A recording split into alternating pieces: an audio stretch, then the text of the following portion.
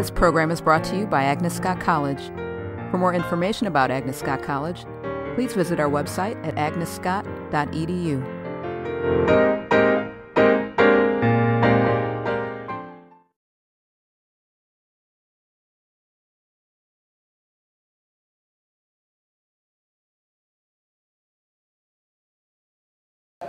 It was very exciting when Dean Zumwalt this summer proposed that her office and our office kind of collaborate on graduate school program. And I remember a number of graduate school panels in different departments, but I don't recall one like this since I've been here. It's very exciting to have 12 faculty and then 13 as Dean Zumwalt from all over the campus to talk about their graduate school experiences. And there is a handheld mic. Maybe it's not needed. They're going to do a bit of a roundtable panel for the first half and then open it up for questions. So I hope you enjoy. Thank you. Welcome, everyone. Thank you, Gail, for that lovely introduction. You have to find a place to sit where it's comfortable. Okay. And I see that half of you can see one half of the presentation, and the other half can see the other half, so put it together, and it's 100%. Well, more than 100%. You should all see this group here. We have invited these wonderful faculty members here to talk about their experiences in graduate school, and we have selected them because they're no good at some folks. They're not yet. And therefore, I'm not considering myself as part of this faculty group because my memories might be from a few years ago. You hadn't even been a glimmer, as we say, in your parents' eyes when I was in graduate school, folks. So, I'm going to ask that we start with, let me think. We did have a discussion, and we sat around the table and spoke about what we were going to talk about. And we just thought we would have very informal. And we'd start and we'd ask people just to talk about, and I can't remember what we were talking about, just graduate school, recollections of graduate school and why. That's what. Charlotte, would you like to start? Sure. I'm Charlotte Artese. I'm Charlotte Artese in the English department, and I went to Northwestern University for graduate school and finished in 2002. So I was there for 6 years doing my graduate work. And the thing that I tell people when they come to talk to me about going to graduate school is almost contradictory because I say, well, you know, they say I want to go to graduate school because I like to read and I have a passion for literature. And my response is always, well, graduate school does, the PhD program does one thing in particular, which is train you to be an English professor. So unless that's the career path that you want, the PhD program is not necessarily designed for you. On the other hand, the job market is so poor in my field that you also have to accept that you may never be an English professor, even if you were wonderfully qualified and skilled. And so you do need that passion for the subject, that sort of love of literature. It's sort of a necessary but not sufficient reason to go to graduate school, because at the end of it, no matter what you end up doing professionally, you want to know that you spent those years, those 6 or 7 or 8 or 5 years, dedicated to something that you love, and that no matter what comes of it, that was time well spent, and that your mind has changed because of it, and you'll bring that to anything that you do. So those are the two things. You need more than a love of literature, of your subject, but you also need that love, and it is sort of primary, that passion that takes you through. Thank you. I'm going to let you all decide. Do you want us just to pass the mic, kind of around and about? Sure. Easy for me to say. I'm Abraham Zablocki. I teach in the Religious Studies department here. I got my PhD in anthropology from Cornell University. I finished in 2005. I guess what I would say about graduate school is I took several years between my undergraduate and my graduate studies, and I am really glad that I did that. And that would be one piece of advice that I would give you is to not feel like you have to decide right now, you know, your seniors that what am I going to do next year, that I have to go to graduate school. Of course, in the current job climate, that may be an attractive path for many of you. But at the same time, I think that psychologically, when you have been spending your entire life up until this point being in school, to then go and commit yourself, especially for a PhD program, for many more years of school. In my case, it was 11 years of the master's and PhD program, which I don't recommend, by the way. But it happened. for me at least, I was a very different person when after taking 5 years off between my bachelor's degree and starting the doctoral program, and I spent much of that time living overseas, doing the work that then became the basis of my anthropological work. So I was more mature, I had a much clearer sense of why I was in graduate school, and I also had, and I think this is crucial, I had a sense of what it would be like to live in the world outside of the academy, outside of the world of books, and so I was coming back to graduate school, not just from a sense of this is what I've been doing my whole life, I know how to do this, I'm good at this, so why don't I keep doing this, but more from a position, I think this reflects really on what Charlotte was saying, I love to do this, I'm not going to be happy unless I'm doing this, this is what I need to be doing. So that would be one piece of advice, would be to think about, not feel like you have to go straight from college to grad school.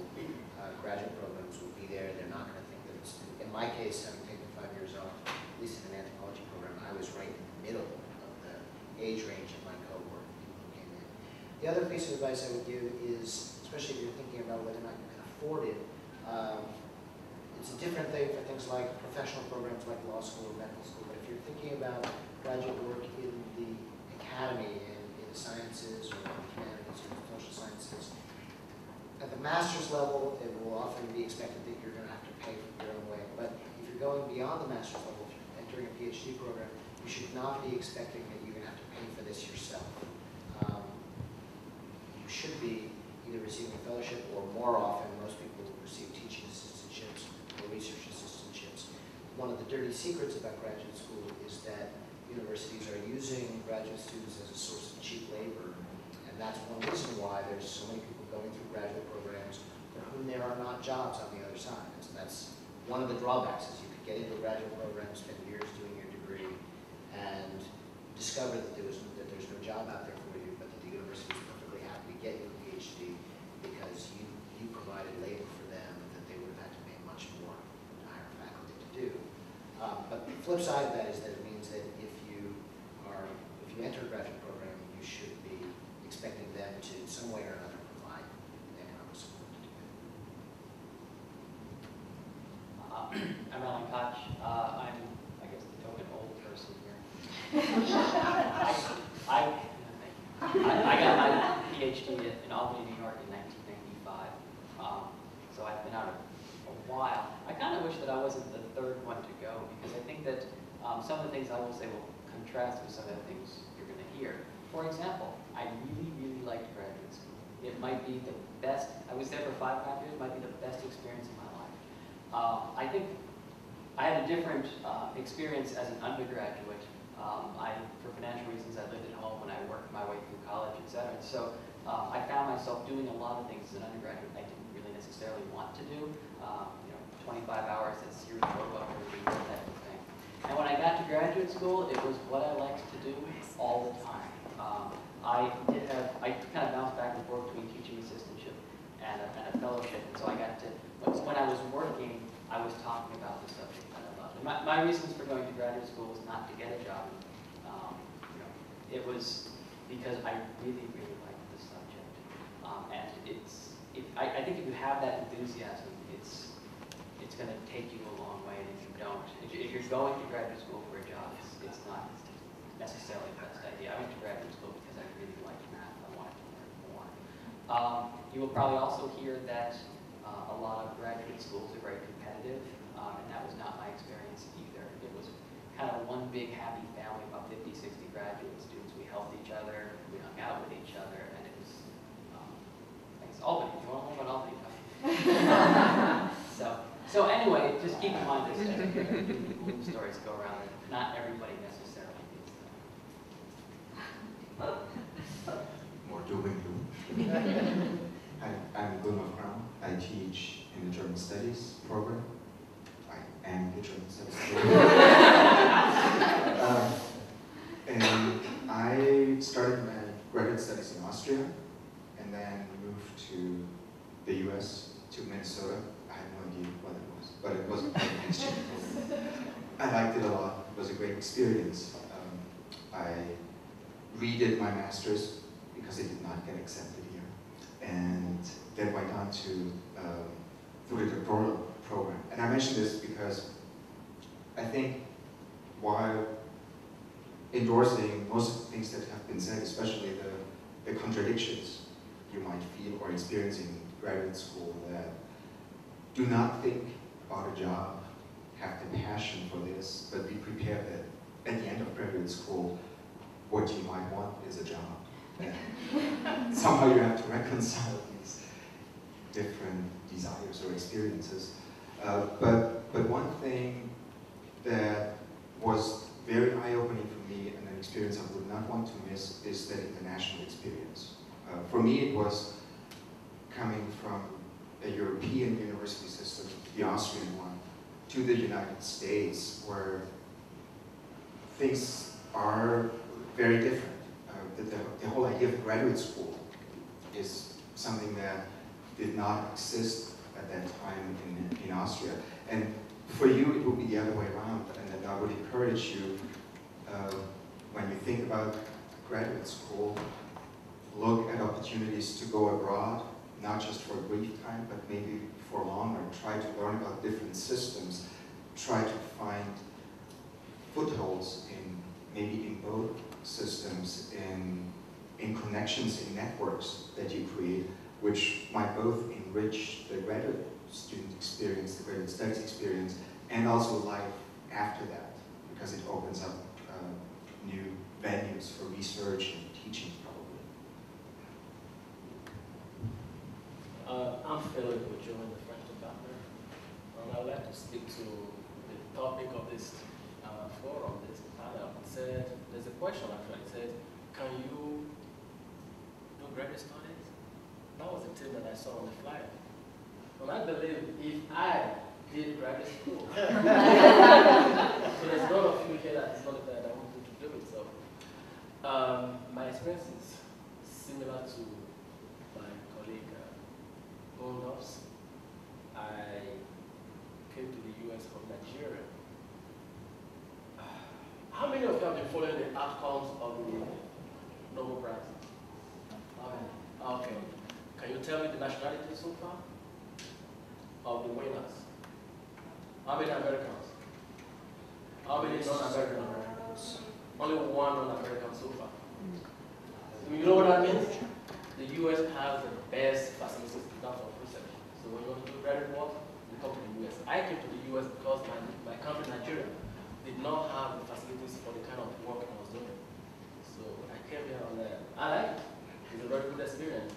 But like I said earlier, if I did it, you can do it. And initially I was going to speak to the issue of financial implications. It's free. I went through my education in graduate school without any loan. I didn't borrow any money. I didn't hope. I came out. I had some savings, by the way. I bought a car, which I couldn't afford. I sent money home. After my, the stipend I gave everyone. I had 2 kids, a family, and we live fine. So it's possible. So don't allow the financial implications to scare you away. It's going to be fun. You will like it. It's the best case of it. I am Carrie Norris, class of 2002. And my students. And I am adjunct faculty in the public health department. So I teach survey of public health, but full-time I'm at Centers for Disease Control as a health scientist. And I received my PhD in 2007 from the University of South Carolina. And after completing my master's in public health here at Morehouse School of Medicine. And it took me 2 years for the master's and about 2.5 for the doctorate. I don't recommend anybody does that. They thought I was a little overzealous. I was going year round, enormous amounts of courses and stuff, but I had some family obligations that really pushed me to kind of do what was called the crazy fast track for people who were just out there. Graduate school was really good for me. Agnes Scott prepared me very well for graduate school, especially with, and I'm thinking they still have it, writing across the curriculum. Yes, writing is very important in graduate school. But I also tell you what else is important that I learned here, and that was the spirit of competitiveness. Now, very much like Dr. Koch, you go to graduate school and it's a family atmosphere. So my colleagues and my peers and my cohort were, and even those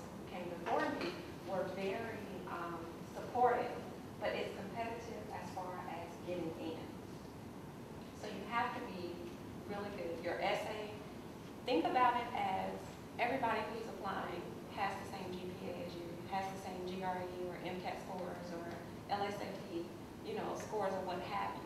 So what stands out is your statement of purpose. That's where you introduce yourself. That's where you clinch it and you give them the idea of who you are, what you bring to the table, and what's unique about you that makes them want to train you and keep you and be able to claim you after you're there. That's extremely important. And my last piece of advice is to kind of negotiate your money. Negotiate your money. I applied to 5 different PhD programs, 4 public health, 4 behavioral science, and evaluation, and was accepted to 4.5 of them. And I call that one a half because it was a program that was newly starting and being birthed. So I really don't count that because they didn't have money and they were newly starting. But what I did was when I narrowed it down between the University of Michigan, who's #1 in public health, and the University of South Carolina, who was ranked in the past but had no ranking, I actually began to go back and forth and say, okay, well, USC, Michigan offered me this. Or okay, Michigan, USC offered me this.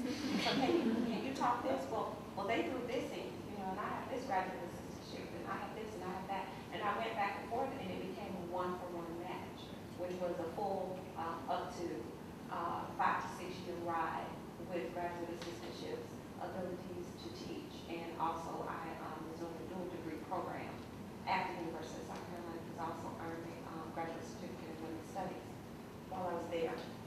So you have to know how to market yourself, be confident in yourself, and be able to leverage your resources. And let one school know that, hey, there's another school that's interested just as much. Can you match this, or what else do we have to offer? That's really important. I'm Patricia Schneider, and I teach at the economics department. I got my PhD in international economics at the University of California in Santa Cruz in 2000. So it's been a little bit, a little while. When my students come and ask me about advice or whether or not they should go to graduate school, the first question I ask them is why. Not because I don't think that you should go to graduate school, but I think some of you have mentioned that already, that you should have a clear goal and sort of like, why do you want to spend, 5, 6, 7 years studying, the subject, but, I guess I would maybe disagree a little bit with Philip about it's true, we do get money and we do get paid, but, we're not very rich. I mean, we can live, right? But I think about graduate students as being like relatively poor. And you think you're doing a lot of work here at Agnes Scott College. No, you're not. You're going to be doing much more. So the first thing is like, think about what you want to, why do you want to do that? And it could be, what Alan said, that, you really, really like math. And for me, it was, I really, really, really like economics. And I went to college in Brazil. I was born and raised in Brazil. So after I finished college, I thought it wasn't enough. And, I was doing some independent research on, trade in developing countries. And I was like, this is really cool. I want to learn more about it. So I actually went for a graduate program. So I did, a year and a half of, a master's program in Brazil. And then I realized, you know what? I do want to go farther with this. And I want to get a PhD. And that's when I came to the US, because as Philip said, that's where all the cool research was, being done. So at the same time, I think that in terms of like the job situation and what am I going to do with my degree, by that point I knew that I'd like to do research.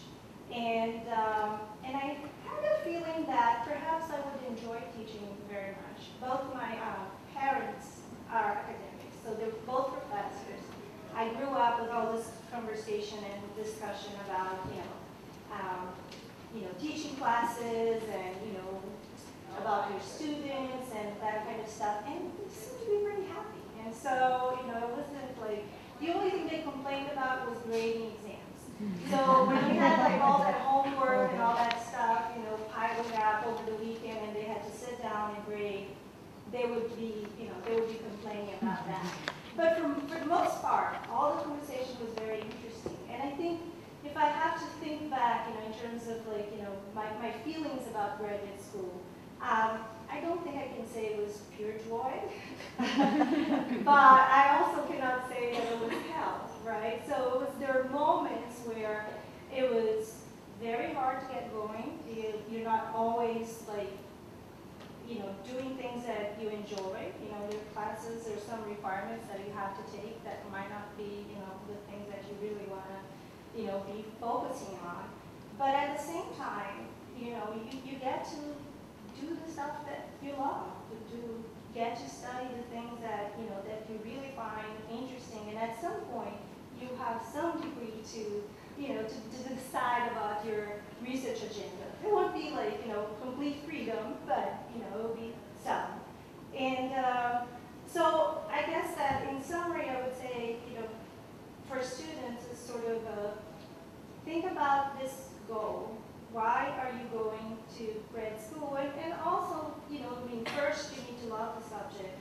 Second, think about how that would further your career plans. The reason why I mention that is because in economics, for example, you could, you could get an MBA if you want to work for the private sector, or you want to go into investment banking, for example, you shouldn't go get a PhD in economics. And so, the kind of, work or degree that you want to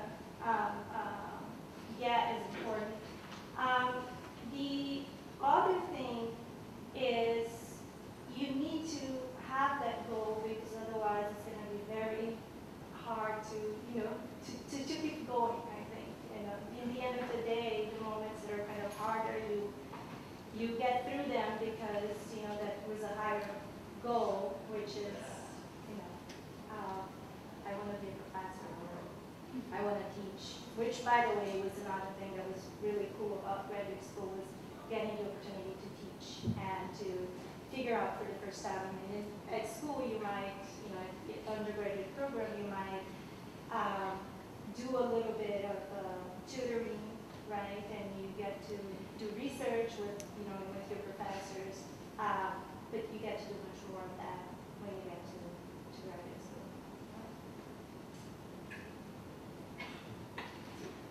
So I'm Amy Sullivan, and I got my PhD at the University of Colorado Boulder in physics.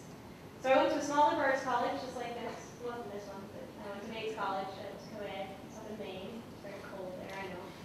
And when I applied to school, I was studying abroad. And so I didn't visit any of the graduate schools. This is basically going to be a talk on all of the things you should not do when you're applying to graduate school. So I didn't visit any of the graduate schools, and I got into several, and I made a decision about Boulder, partially because it was in Boulder, which is one of the prettiest places in the world, and partially because it had a really good reputation. It ranked #1 in my field. This is another really bad reason to go to a university. You should always visit, and you should never go to the top-ranked school. That's my advice. You may everyone else might disagree. So I went to graduate school, and I'm going to be the doom and gloom one of the group, and I didn't enjoy it, and I got really stressed out, and I quit. And so I left graduate school, and I stayed long enough to finish up my master's degree, because I felt like if I had made it through all of those classes that I had to take, I wanted to get a degree out of it. And I left and I worked in industry. In all fairness, this was in 2001, and it was in the middle of the telecom boom, and I worked in optics, and people were basically going around and going, oh, how much can I pay you? So that was a nice position to be in, and I went and worked in industry for about 3 years. And about then, I went to graduate school basically because I really loved physics, I really enjoyed doing my research, and I wanted to learn more. But that was it. And I feel like that's important and necessary, but I feel like we need something else. And maybe everyone doesn't need something else, but I needed something else. And so when I was in industry for a while, I realized that it wasn't what I wanted to do for the rest of my life. And I really thought about what I wanted to do, and I really wanted to be a professor at a small liberal arts college. And that was it. And that was my goal, so I said, well, what do I need to do to accomplish that goal? And so I returned to graduate school, and I'm still not going to say I enjoyed grad school. there are lots of good things about graduate school. You get to do research that's interesting. You get to hang out with lots of people that have similar interests, which is really wonderful. You have this great, flexible schedule. I think the worst part for me, and maybe it doesn't, different personalities relate to graduate school differently. But graduate school is very unsettled. Basically, you spend 6 or 7 or 8 or however many years it is trying to leave. That is your goal. Your goal is that you're trying to leave. And you don't know when you're going to get to leave. And you know, you're doing research, and at least in physics, when your experiment works, you get to publish papers. In the meantime, you're just working and you're always trying to leave, but never really knowing when you're going to leave. And there's something very frustrating about that. And it's silly that that's the most frustrating thing about graduate school, but I think it was one of the most frustrating things about graduate school, because I liked my research. I had a great advisor, I had a really great group, but I found it very unsettling and very frustrating, I think, for that reason. But I did finally graduate. I think I'm the most recent graduate. I graduated in 2008, so just a year ago. And so my advice to you is do not do any of the things that I did. And if you graduate, yes, if you want to go to graduate school, I think taking some time off is probably a good idea. It's not for everyone, but I think it was a really good thing for me at least. If you're going to go to graduate school, you need to visit the schools, you need to talk to the professors, you need to talk to the graduate students, you need to decide whether it's an environment you want to work in. These are all really, really important things. And the schools that are ranked 1, 2, 3, 4, and 5 may not be the schools you want to be at for 6 years. And it turns out that a lot of the other ones will still get you a job. That's all of the top rank. So I guess that's my thoughts here. I'm Mary Kane in the History Department. I got my PhD in 2001 at Emory University, and that was at the end of a 9-year commitment to graduate school. I think it took me so long, partly because it's my field, partly because I went straight from undergrad to graduate school, and I really didn't know what I was doing in any sense of the word. So I think I was second the advice of Abraham to think about maybe taking a few years and figuring out what you want to do. Going to graduate school, I now realize late in the game, it's kind of a privilege to be able to spend all that time working on your own stuff. The ideas you think are the most wonderful, most exciting. But I think when I first started, I didn't quite appreciate it. I could probably reiterate a lot of the other advice that's been said so far, but maybe just trying to say something new. I'll mention 2 things quickly. The first is that if you are serious about graduate school, I would encourage you to spend at least a year planning for it. Planning, researching the programs, working on your writing sample, working on your essays, figuring all that stuff out. I mean, it's almost like taking a whole other set of courses to be doing that as you're doing the other research and stuff. The other bit of advice I would offer is to keep in mind that there are so many kinds of graduate programs out there. At Agnes Scott, we have a limited number of majors, and I think a lot of students feel like, well, whatever I majored in as an undergrad, that's what I'm going to graduate school in. But there's so many other kinds of possibilities. Things that we don't do and don't teach at Agnes Scott are things that you can go to study in graduate school. In my field, in history, a PhD or master's degree in history seems like an obvious path, but there's some other things to think about public history, museum studies, library science, law, and stuff like that. But keep in mind, start talking to professors early if you think you want to get education beyond Agnes Scott, because there are a whole lot of different tracks. I'm Ellie Morris. I'm in international relations here, and I got my PhD in 2004.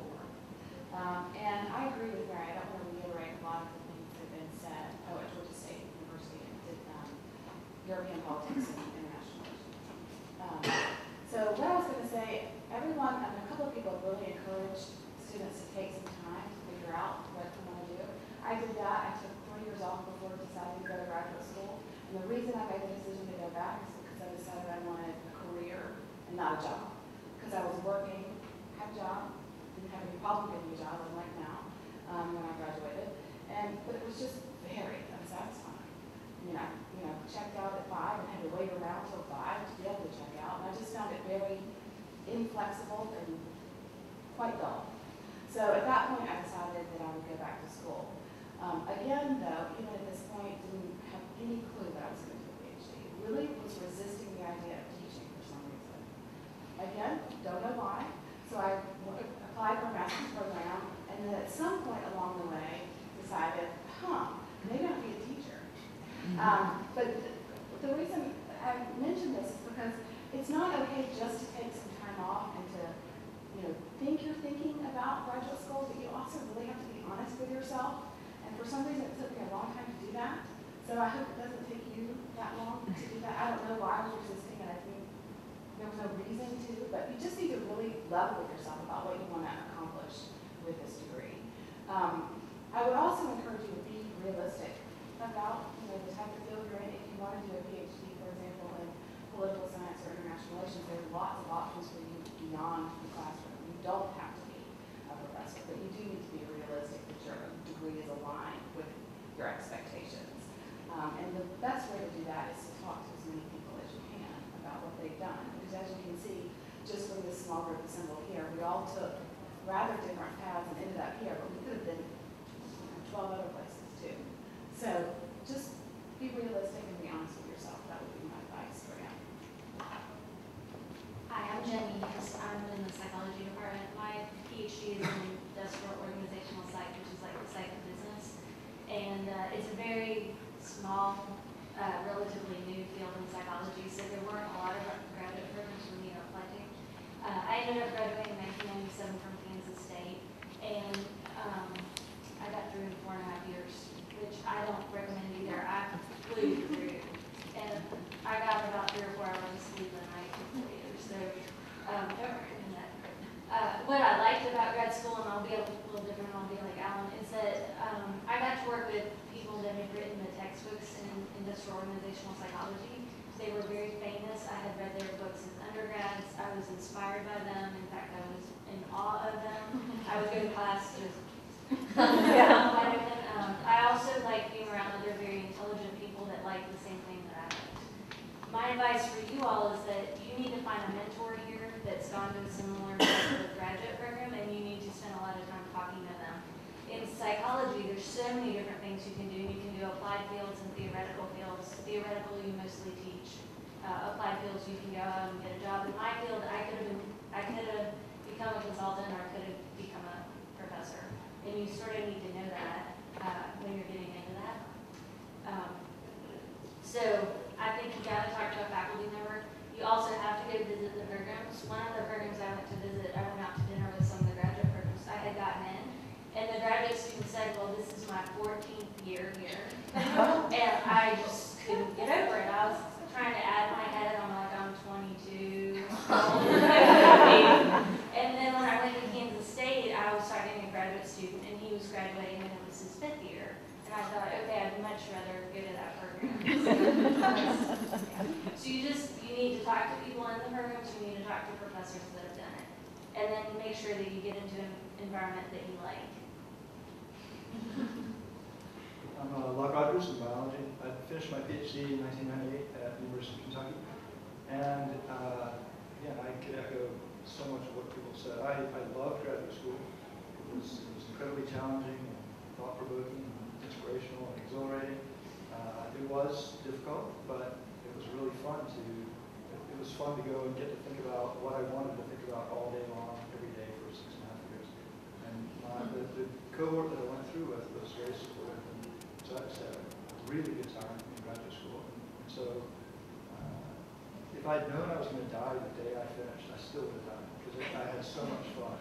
But you shouldn't see your PhD as the end goal. So it's a stone along the path that you're going to tread.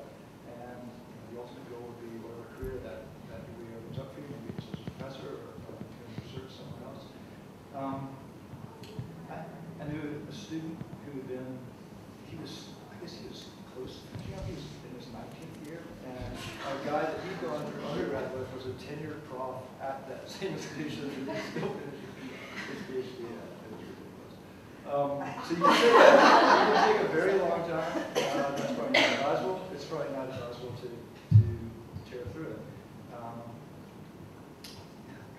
Oh, I would say the other thing is be very careful when you're applying to graduate school about what it is you say you want to do, because somebody might take you up on it.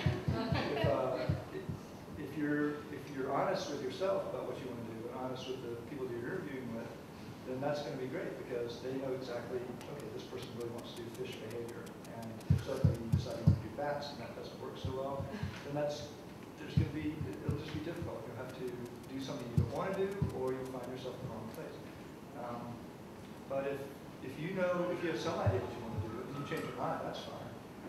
But again, be careful about what it is that you set out to do. And having taken some time between undergrad and graduate school, I think you'll have a better idea about it. You won't feel so hurried in that decision, like, oh, just finish my last semester, what am I going to do in the fall? You'll take a little time out, figure out what you want to do, and then you're set to it. I'm Catherine Smith. I teach modern and contemporary art in the Department of Art and Art History. And I applied to graduate school for some of the reasons that have already been said. Like Alan, I loved art history. I hadn't gotten enough of it in undergrad. In fact, I hadn't really gotten my field as an undergraduate. I was on the quarter system when I was in college, and somehow we tended to run out of time when we got to the 1960s, which is what my research interest is. So in part, I wanted to have the opportunity to spend more time doing the part of art history that I thought I really wanted to do. I went to graduate school because I got funding. I didn't get funding from my university. I got funding from the Javits Foundation. And that was 4 years of funding to students in the humanities who wanted to go to graduate school in order to teach. I was also resisting the idea of teaching. It seemed terrifying to me as a senior to think that I was going to be in charge of a class and that I was going to be standing up and lecturing for 50 minutes, or at least in charge of something for 50 minutes, because I think I'm somebody who really learns by doing, and so I really needed to have the opportunity to teach. And when I actually got into a classroom, that's when I decided, okay, I'll finish the master's, take the PhD, and hopefully have a job. But I was also realistic about the fact that I might not, and I was willing somehow to take that risk, I think in part because I had no idea what my life was going to look like 8 years after undergraduate. So when students come to talk to me about graduate school, I always say, take time off. I didn't do it, and I wish I had. I didn't do it for, I think, what were really good reasons. I wouldn't have gotten a PhD in art history without funding. But I think the thing that I say to my students, and I'd be happy to talk more about this, and I don't think this has quite been said yet, but I didn't understand the degree to which a graduate application is different than an undergraduate application. In the sense, and I see this not with all of my students, but with some of my students, in the sense that graduate schools want to know who you are as a scholar, what your experience has been as a scholar. They don't care as much, at least in my field, and this may be different, in terms of other things you have done outside of that. And I think that that's a really big shift between an undergraduate and a graduate school application. I always tell my students not to base their decision on where they want to live, or, which I did, I wanted to be in New York. And I guess I didn't say that. I have a PhD from NYU, and I finished in 2003. I wanted to go to New York, and NYU is one of the top 2 schools in my field. So I would actually contradict what you say, though I was warned before going, and I'd be happy to talk about that too. But I think you have to know who the professors are in your field and what they have published and what their research interests are, or what their methodologies are, because that will determine what they teach you and perhaps the kinds of things they're willing to supervise. In terms of a dissertation, I got lucky. There was no one in my program who did post-war art. My field has changed a lot since I entered graduate school. There are now tracks for people at larger institutions for contemporary art that didn't exist when I applied to graduate school in the same way. I had a professor who was willing to let me write on a topic that wasn't his field, but that's not always the case. And I think that's important, and I think that that's especially hard to do while you're still in school, to be able to have the research time to look at who the faculty is at the schools that they're in. You can all hear me, right? I want to thank all of you. Now, we're not done, because we're going to take questions.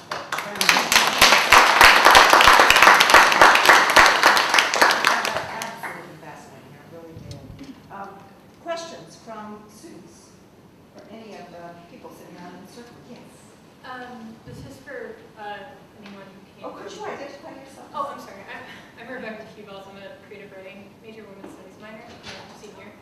I'm interested in going internationally, abroad.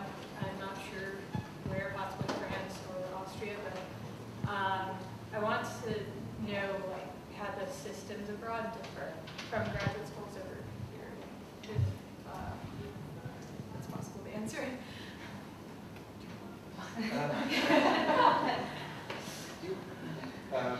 They differ so far as, at least when I attended university there, and it's probably, it hasn't changed that much.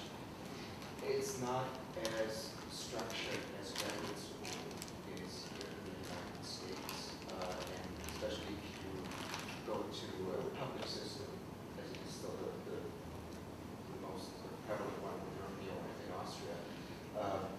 It might be scattered in different places, and you really have to look out for yourself a lot.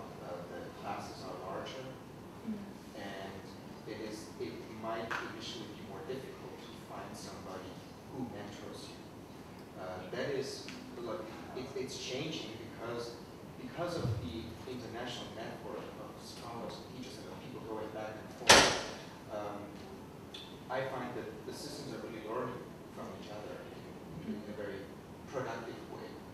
And so it's not that you will find the doors blocked and nobody wants to work with you, but you might have to look around a little bit and knock on many doors and talk about your project and say what you would like to study to find that person you want to work with. There are also now great international networks that you can access online or through the Office of International Studies, where you find portals for graduate studies overseas or in different parts of the world that bundle information, something that did not exist a couple of years ago. I find that extremely helpful for students because it saves you some time. It saves you time to go to the website of every one of these universities, but you might find the information that they all share on one side, and then from there you can start emailing people. I would say if you know where you want to go, and if you know somebody here or at another place in the US or somewhere else who has more information, don't be shy about asking them for letters, for contact information. Say, do you know so-and-so? Could you email her or him and see if this would be something they would work with, want to work with, something they would be interested in. So try to find that personal connection also. It might be less strong trying to go through official channels. Does it? Yeah, answer? it does. I'd be happy to. Other questions? Yes. I'm Ashley Williams. I'm an art history major, environmental studies and sustainability minor. And I was just wondering, several professors mentioned people that had been in graduate programs for over a decade and left. And I'm just wondering, like, why are they there so long? Like what takes so much time that someone might need to be in a program for a decade and a half or almost 20 years? Well, the master's thesis and PhD dissertations often slow people way down because it's got to be original research that's not been done before. And some people get stuck, or they take projects that are so big that they take years to do. And I had, in my program, and I didn't mention this before, but I was in a male-dominated field. I was the only female, and it's changed in my field since then. But the guys all decided that they were going to just take half the load of classes every year. And so they would go out and drink every night. And I would take a full load and show my hair all messed up. But because I was always stressed out and I was only female. But, and I'd run in and start taking my test. But they, because they took 2 classes and I took 4, that doubled the amount of time that they were going to be there just for that without the research. I think what I saw in some colleagues who ended up spending a long time had to do with what Abraham mentioned, the teaching aspect in some departments where it might become tempting if you work on the research and that is slow and difficult, and then maybe, and this life happens, things like a family or something else come along, and it does not work as easy as you described it with the funding for some, then people focus more on the job aspect of the teaching assistantship, and before you can turn around, years have passed, and you have become the staple instructor of the program, and I don't mean that in a negative sense, because very often these people do very important work and facilitate the teaching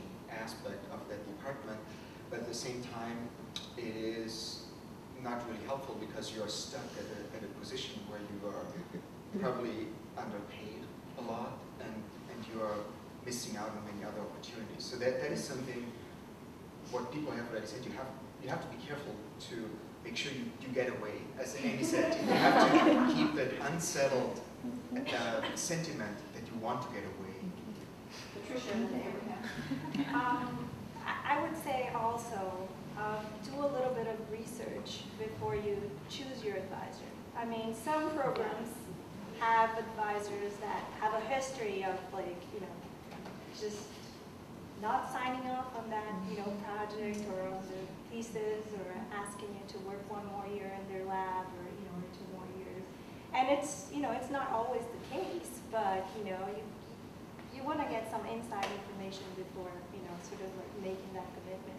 Just looking at, you know, how many students have, you know, graduated and who was in their committee might be, you know, a good way of just figuring out those kind of things.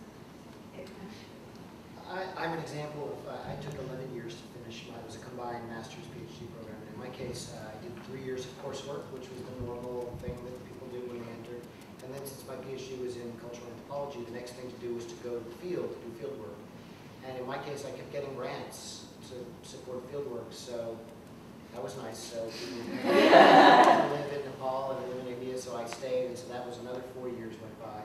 And then I came back and I started working on my dissertation, started writing it. But before I was done, I got a job as a full-time faculty member at Hampshire College in Massachusetts.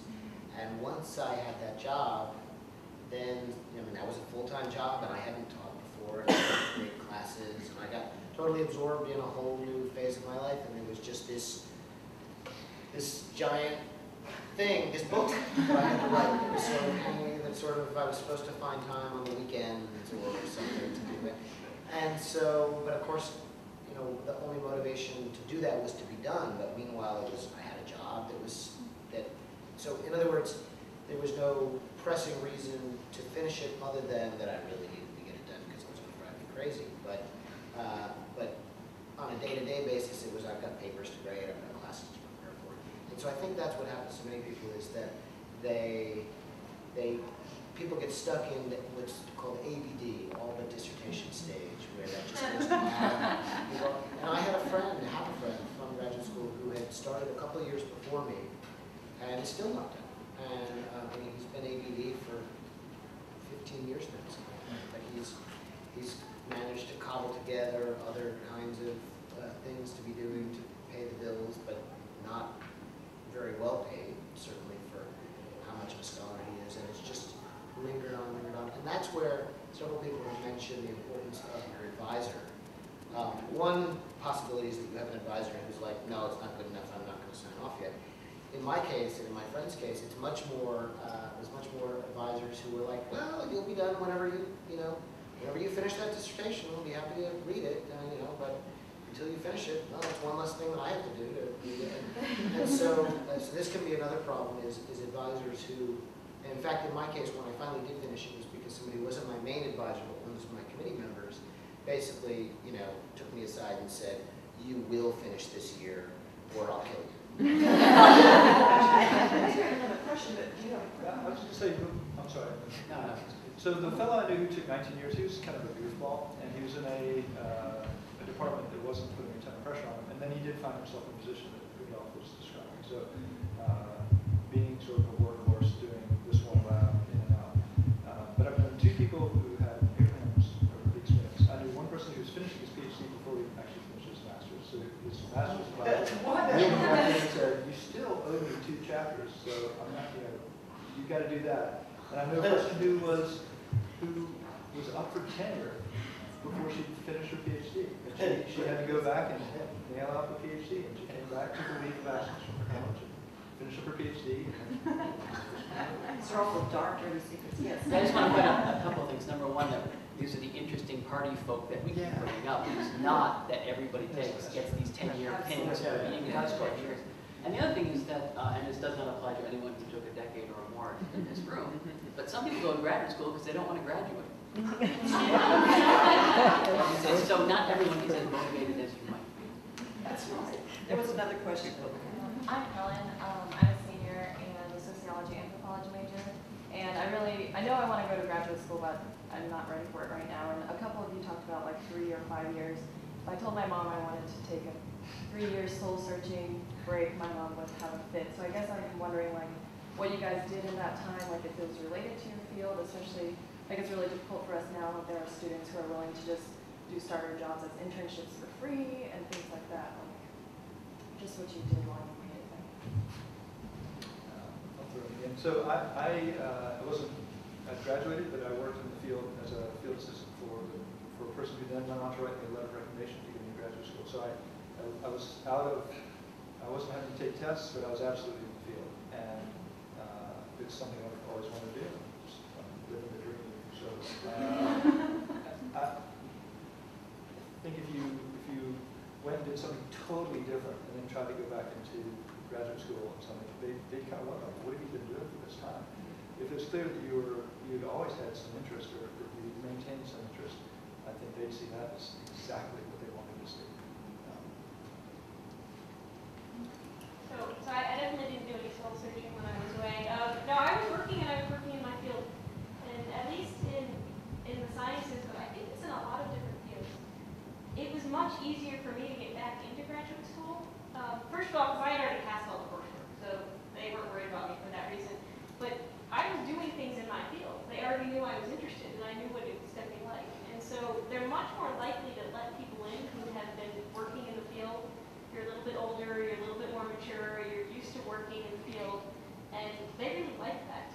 So it's not necessarily a bad thing.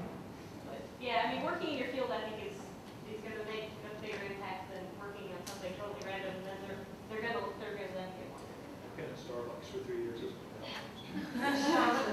Well, I worked at Borders for a year, and I always tell this to seniors who are sad because they don't have a bell to ring. I mean, I think very few of my friends immediately went into the career path. Most of us cobbled together. I graduated in the middle of a recession, like some of you were going to do, and it was an English BA does not open many doors for you.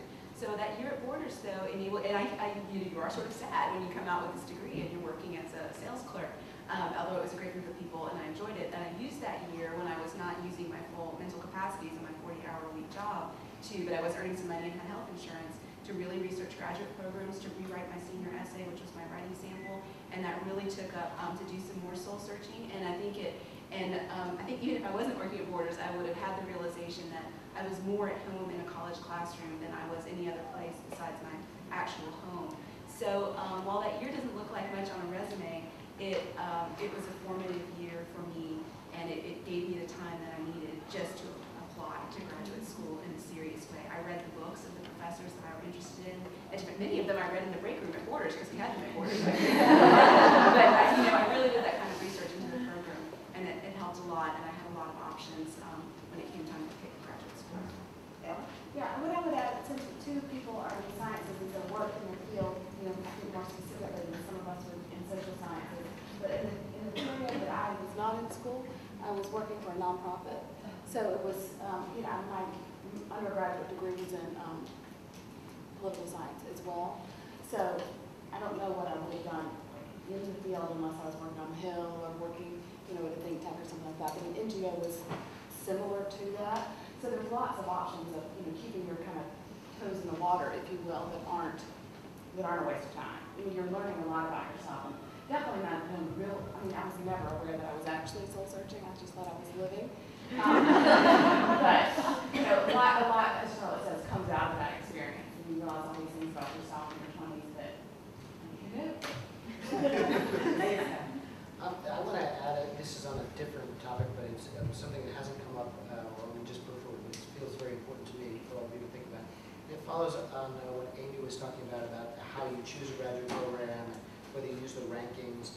I think one of the big differences between graduate school and undergraduate, of course, here at a small school, you work very closely with your professors, but that's so much more true in graduate school. And actually, the professors have much greater power over you on every level, on the level of whether or not they drive you crazy on a daily basis, on the level of whether or not they're going to write good letters for you when you are finally done and you're going on the job market. And so I think that really underlines the importance of actually visiting the graduate programs, because it's one thing to see that the university of whatever is excellent in your field. It's another thing to get there and discover that the person there that you would work with is crazy. So I want to avoid that. We have actually run out of time, but what I want to say first is to thank Gail Bell and the Office of Career Planning.